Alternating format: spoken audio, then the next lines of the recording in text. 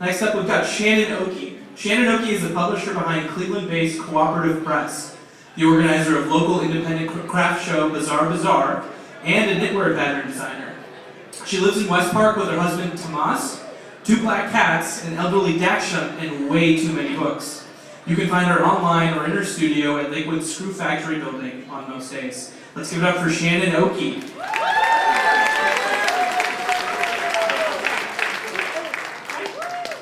I don't know how you follow up beaver testicles. There's not too much you can do with that.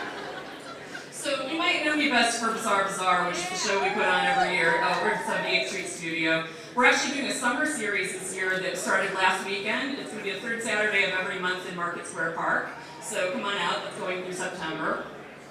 We have artists from all over. I'm a knitwear designer, which, you skipped the slide, Franz. That is 3rd slide. Thank you.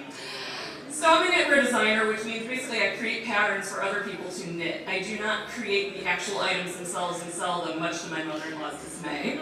She seems to think that I can get $500 for a sweater. I went and explained to her I could sell the same $5 pattern 100 times and do the work once. I think that's when she finally sort of got the clue that what I was doing was the better option. So Ravelry, which is the slide we went to a little prematurely there, Ravelry is the Facebook of knitters, if you will. There's about 3 million knitters all over the world that are on it. And it's a social site like no other. There's all kinds of special interest groups. You know, there's a Cleveland knitters group. There's a Northeast Ohio knitters group. And this is a website that people have overlooked unless they're a knitter. But it's a concentrated sort of crafty community where you can sell patterns, you can meet other knitters from all over the world. And what I think people miss is what a big industry this is. It's a $27 billion industry, craft.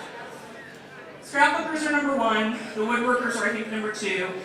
Crochet barely breaks the top 10 and knitting is actually below that. But when you think of the craft industry as a whole, you've got $27+ billion in play here every year.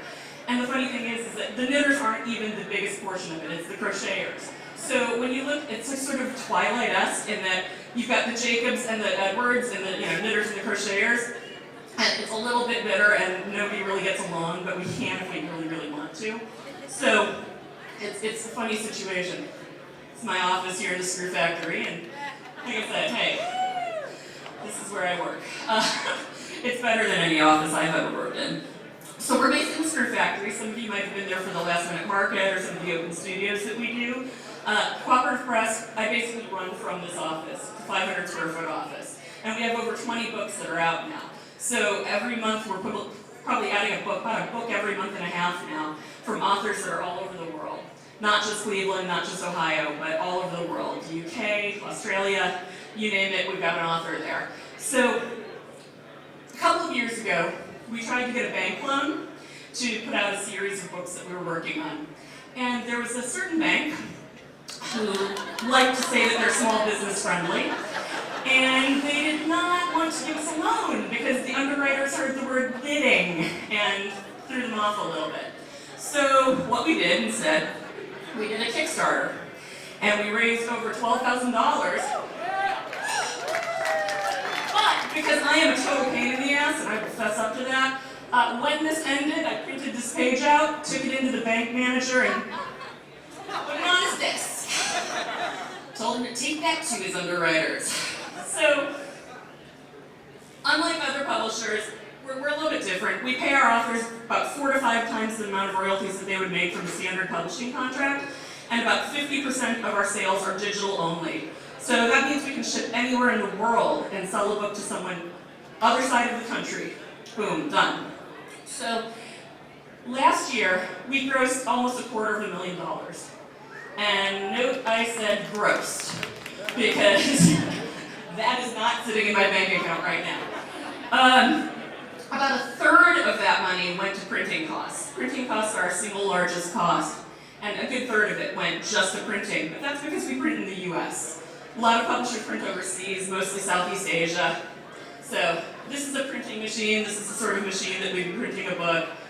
You put the money in, this is what I get. But it's okay, we're still growing. So we prefer printing here. We printed with Jack Prints, we printed with printers in Kansas City.